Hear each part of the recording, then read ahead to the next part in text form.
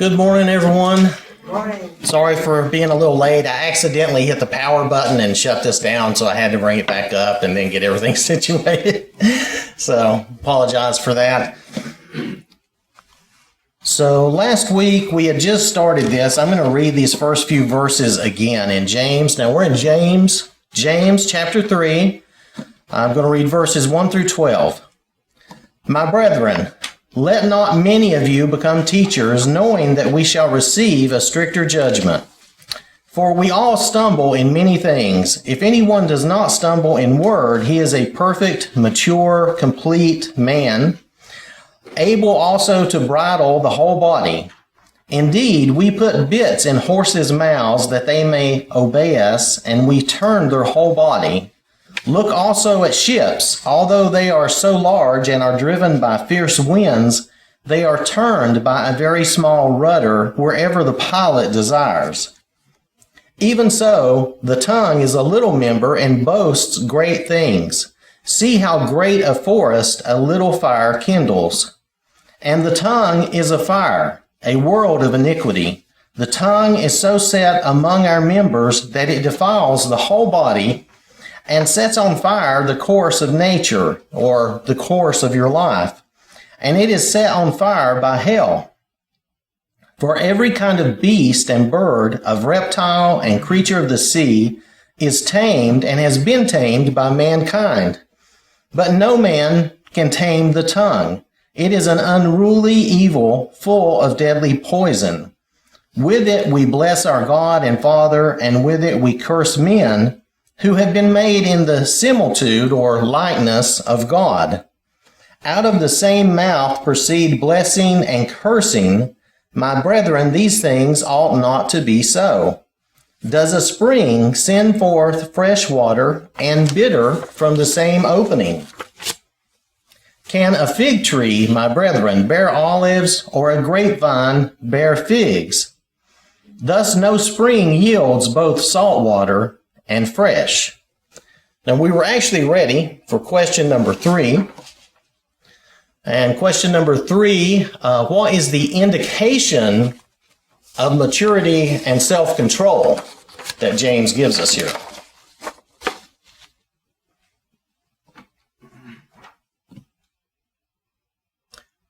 Okay, so the indication he gives us here in verse 2, right? He says it is the ability to bridle the tongue, right? If we do not, he mentions perfect, meaning mature there, the perfect man. But if we do not stumble in word, if we're, meaning our speech, meaning that we're watchful of our speech, I say a lot of times for me, just speaking for me personally, silence is my best bet a lot of times. If I just keep my mouth shut, I do better. But, that's just the way it is, sometimes that's the best. But we need to bridle our tongues. We need to watch what we say, right? And if we can bridle our tongue, what else can we do?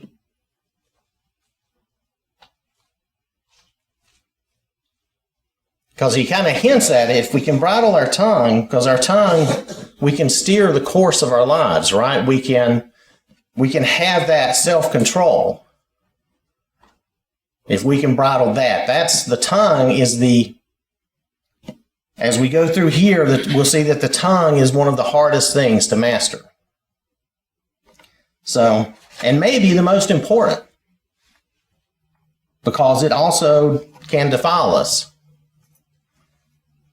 All right, so if we look at, does anybody have anything on that before we move on? Yes? I was going to say, sometimes it's just best not to say anything. Right, I agree. Sometimes better just not to say anything at all. Yep. Sometimes the way you say it might not come out the way you wanted it to. I know. Sometimes you say something and you mean well, but maybe it comes out incorrectly or whatever. Yes, that does happen. So if we look at question number 4, what 2 illustrations does James use to show the power of the tongue? The rudder of a ship and the horse's bridle. Right, the rudder of a ship and the horse's bridle and bit that control the horse, right? So And this can tell us that our speech will often determine our path. If we think about it, God created everything through speaking. So it's an important, powerful thing. Are we edifying and blessing? Is that how we're using our speech? Or, it's important that we pay attention. All right, so we'll look at question 5. What illustration is used to show the danger of the tongue?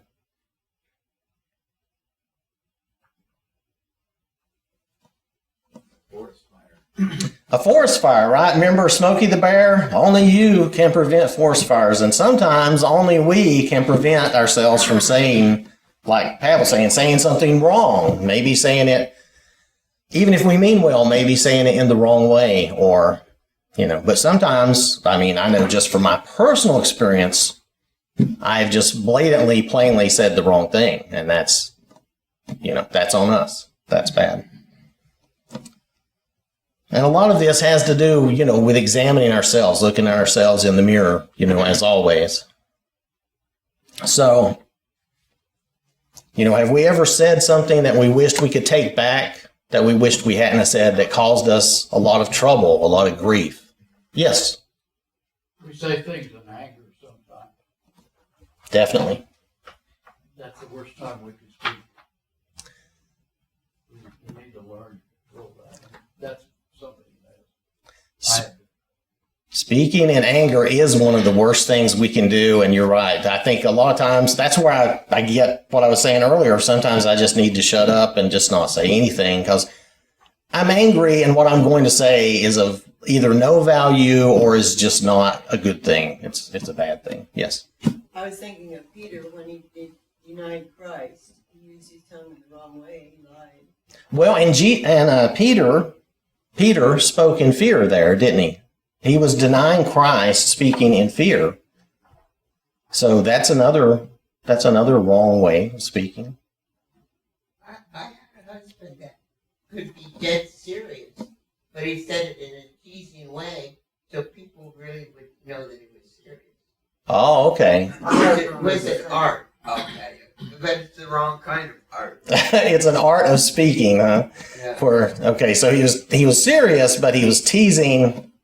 I guess that kind of softens it a little bit, though. Well, and unless you really knew him, you knew what he was doing. Right. If you knew him, then you'd know he was still being honest or straightforward. Yeah.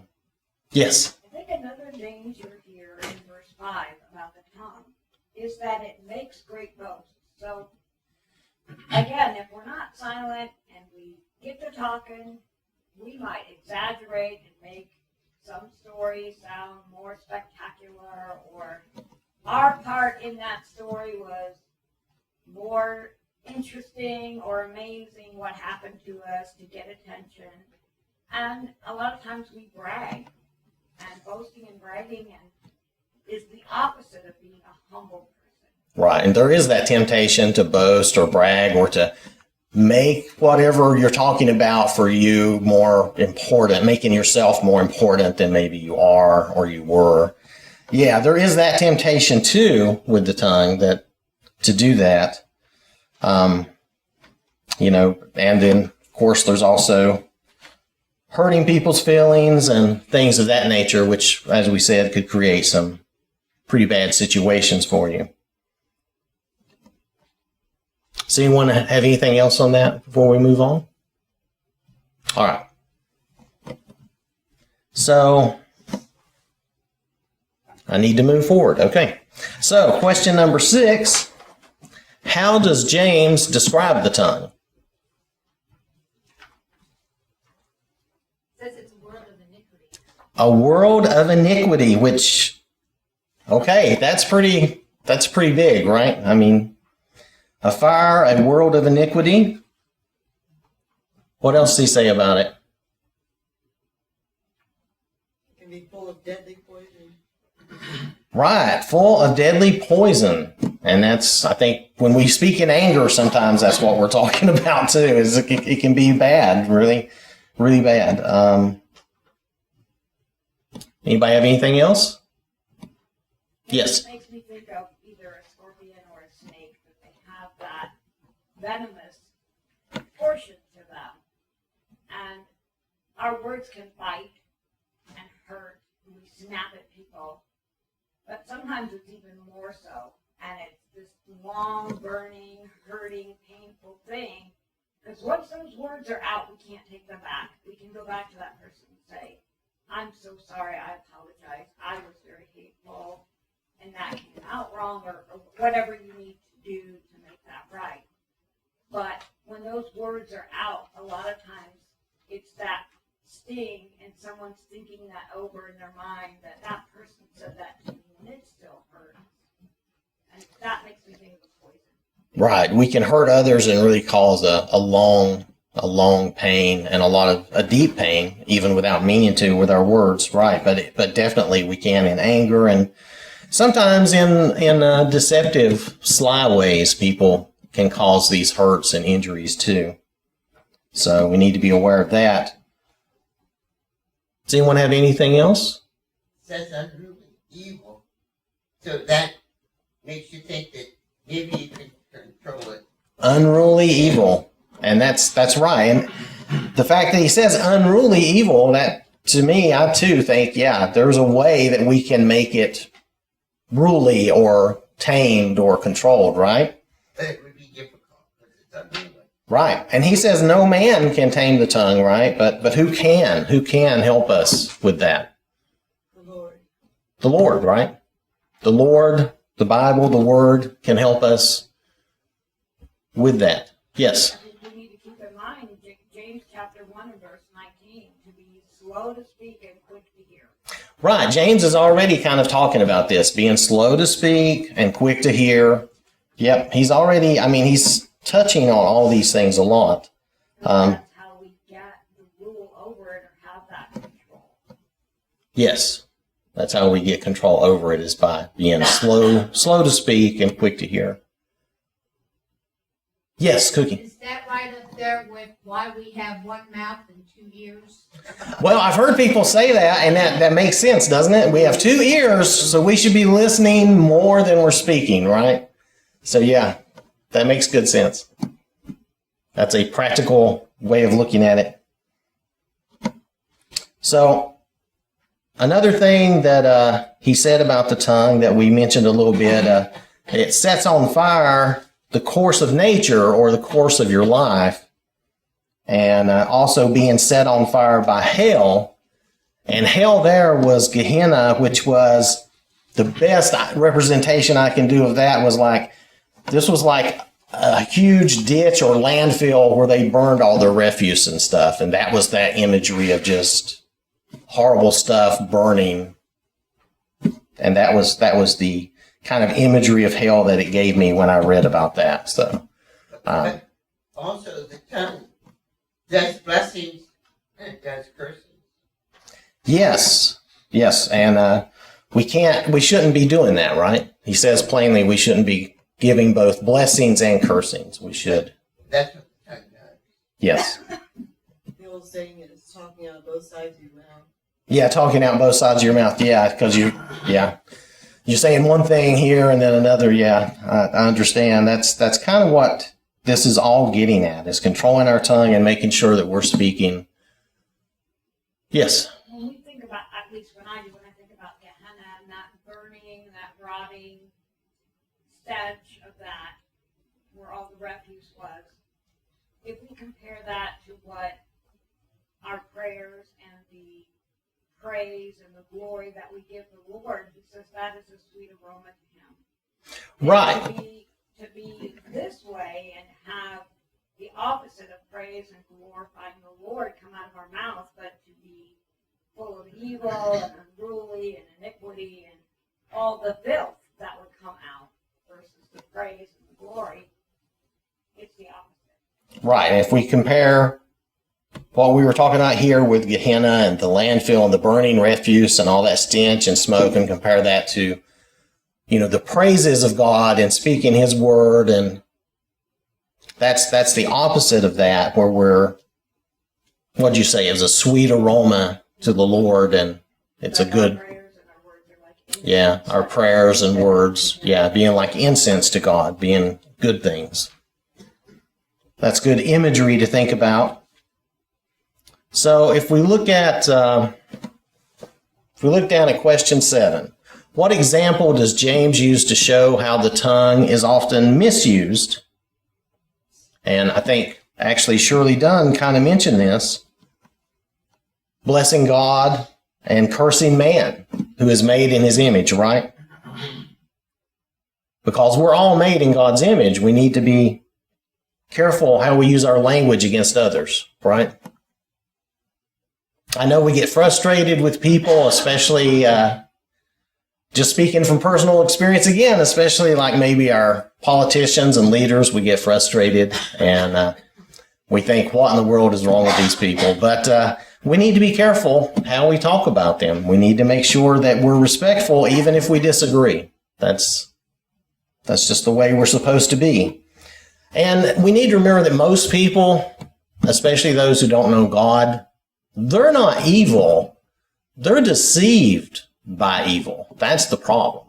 So, because we know who the source of that evil is, and that's the real issue.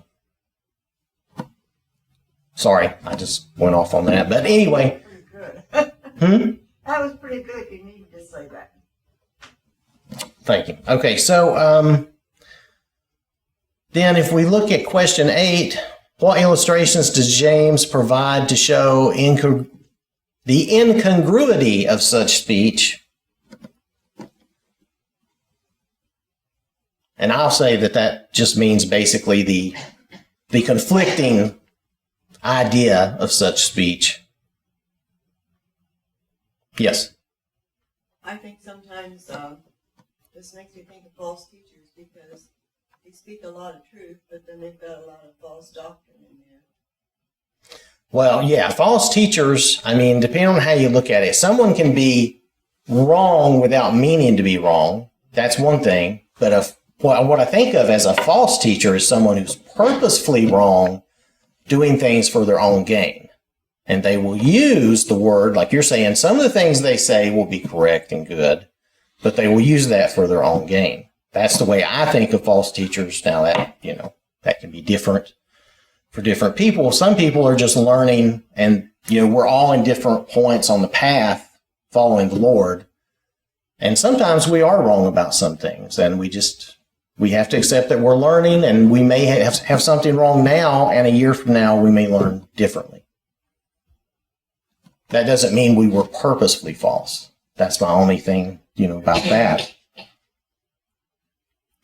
But what he's talking about here is he's comparing, we can't speak blessing and cursing, right? The spring doesn't give forth fresh water and salt water. And it kind of goes back to, even if you think what Jesus said, about what comes out of our mouths is what defiles us. Because when we're speaking awful, hateful things, that's showing, that's defiling us. That's defiling our hearts. That's hurting ourselves. And it's hurting others. And, a fig tree can't bear olives, a grapevine can't bear figs. They can't bear the wrong type of fruit. And in a lot of ways, what we say, what we speak, that shows the fruit of our heart, the state of our heart. It reveals a lot about us. And the tongue is saying what you're thinking. Right, yes. A lot of times, especially when we speak rashly in anger and other things, we say things that we are thinking that maybe we shouldn't even be thinking, but we're human. I know. Does anyone have anything else on that? All right, so let's read James chapter 3, verses 13 through 18. This is the second part of the chapter. Who is wise and understanding among you? Let him show by good conduct that his works are done in the meekness of wisdom. But if you have bitter envy and self-seeking or selfish ambition in your hearts, do not boast and lie against the truth. This wisdom does not descend from above, but is earthly, sensual, demonic. For where envy and self-seeking exist, confusion and every evil thing are there. But the wisdom that is from above is first pure, then peaceable, gentle, willing to yield, full of mercy and good fruits, without partiality and without hypocrisy. Now the fruit of righteousness is sown in peace by those who make peace. So with those verses in mind, if we look at question number 9, how is the wise and understanding person to manifest himself?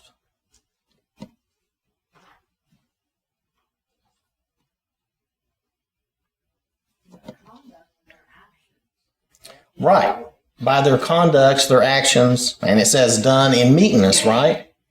So conduct and actions done with the right attitude, you'd say.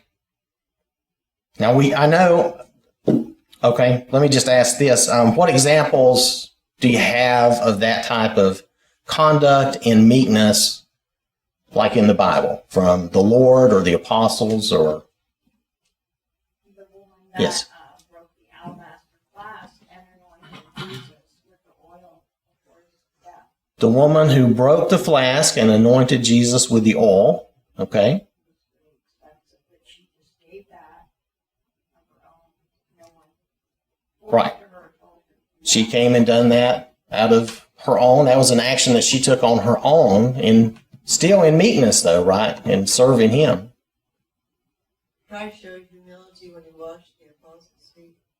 Yes, yes. Jesus showed humility in washing the apostles' feet. That was an action done in meekness and in service to others. Yes. And the whole arc of his life, of course, in service, but in power, but under control, and submitting to God the Father for the whole purpose of salvation. When he died for us, certainly shows good works, wisdom, and self-control, and all those things. Right. Jesus' whole life was all about that service and good works and control. And in meekness, I mean, he did all those things for us. That was all done with the end goal of giving us an opportunity to be free of sin and death. So I was thinking of, and this is just a couple of things I thought of, was Jesus going through his trial. He was meek. He didn't rail and get angry and go crazy against them like some of us would be tempted to do. We would be frustrated, because here he hadn't done anything. He had done nothing. He didn't deserve to be on trial at all, right? And we see a different example with Paul's trial. Paul did everything still with meekness and within the law, but he did try to defend himself. And I think Paul's example of going through a trial is probably another good example for us to think of if we have those types of issues, trying to do everything within the law that we can do reasonably to defend ourselves. Yes? I was thinking of Ruth, how much humility she showed her mother-in-law by saying that she would go with her and serve her God. Right. Ruth said that she would go, is Naomi, right? Said she would go with Naomi and serve, where she would serve. That was done in humility and meekness. Yeah. She said she would go with her and do that. Yep. It's another good example. Yes. I recently had looked up the word weakness and to remind myself, and it talked about strength under control. And when we look at Jesus, and we look at the strength of his character, it was huge. He was silent before all of them while they were accusing him and, slapping him and spitting on him and saying, you're a blasphemer and you're all these horrible things. And he had that control. And it's a great example for us. Yeah, Jesus did set that example. He did have great control over all the power he had when even the Jewish leaders were abusing him. And it's funny to read that, and I don't mean funny, ha-ha, but I mean it's strange to read that and realize this was the council of religious leaders that were even mistreating him like that. That he held that all that power under control, and he did not lash out or do anything. Okay, so if we look at question number 10 then, what characterizes wisdom that does not descend from above?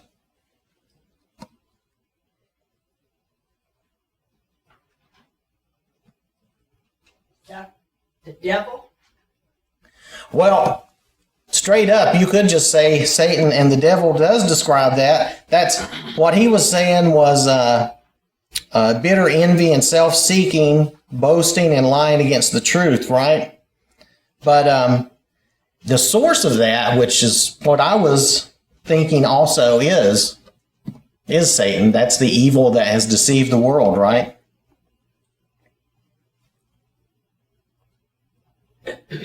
And that kind of gets into our next question even. But if we look at the bitter envy and self-seeking, the boasting and lying against the truth, do we have examples of this? Where someone maybe is pretending to be wise in the scriptures for their own gain again? I want to say Judas Iscariot. Well, Judas carried off a deception of his own, didn't he? That's right. And I wasn't thinking about that. I don't know how he was planning on gaining from that exactly, but he did get the money, so, which he later regretted, yes. Maybe Simon the Sorcerer, he was trying to be the great power of God and do all of that. Simon the Sorcerer, yeah, that's probably a good example too. I think that's who my mind was trying to think of. So yeah, because he wanted to have the power of God, or the power that he saw the apostles having, right? We see that Paul was persecuting the Christians, and he had a bad attitude until he knew the truth. Yeah, Paul was persecuting the Christians, but I think he was just zealous. I think he truly believed in what he was doing. I don't know if that was selfish or not. Maybe it was. I don't know. I think he did it out of pure love for God, and that he thought he was doing the very right thing. That's what I've always thought, that even though he was wrong, he thought he was doing the right He thought he thing. was doing right, and when he was proven to be doing wrong, he was willing to change, and he did change. Right, because he did change, and then he showed that same zealousness for the Lord when he changed. So, yeah, that's how I thought of that or looked at that too. So if we look at question 11, and this kind of, I'm sorry, go ahead. I was thinking of Ahab. He wanted Naboth's vineyard, and he was very envious and jealous, and it was very selfish. He wanted that. He sulked and pouted until he got it, and his wife said, well, get rid of the guy, and you can take it. Okay, so that Ahab And Jezebel. and Jezebel, yeah, and Naboth's vineyard, right? Yeah, I just, the names. Anyway, yeah, so he wanted that vineyard and saw a way to get that. So, and that's a selfish gain and ambition there to want that and get that. So if we look at question number 11, what is the source of such wisdom? And this goes back to what Martha Warner said, right?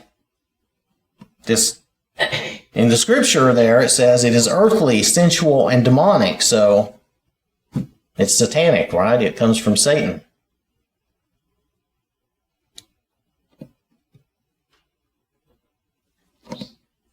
If we look at Jesus' temptations that Satan presented to Jesus, they were about, mainly pleasing himself and his pride. That's how we get trapped, right? In our own pleasures and our own pride. Didn't work on the Lord, but. So if we look at question 12, what exists when there is envy and self-seeking?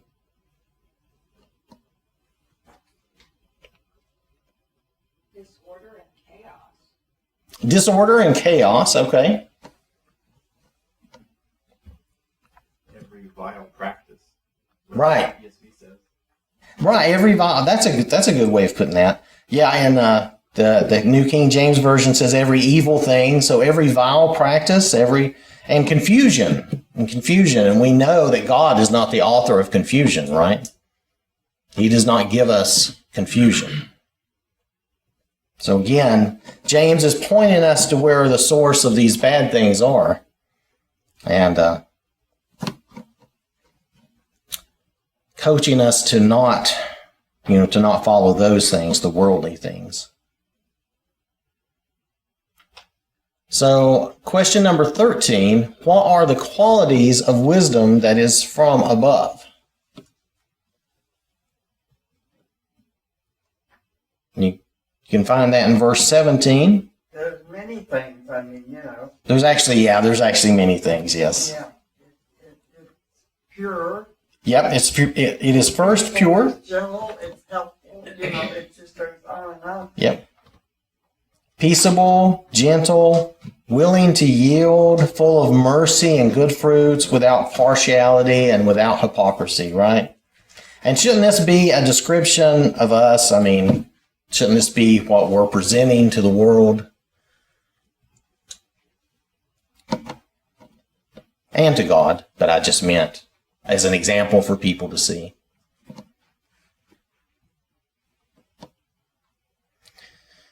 So if we look at question 14, who produces the fruit of righteousness?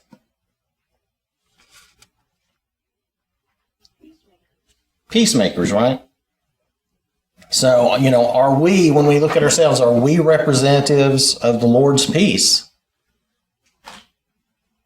It's something we have to ask ourselves. And I believe that verses 17 and 18 are actually really tied together.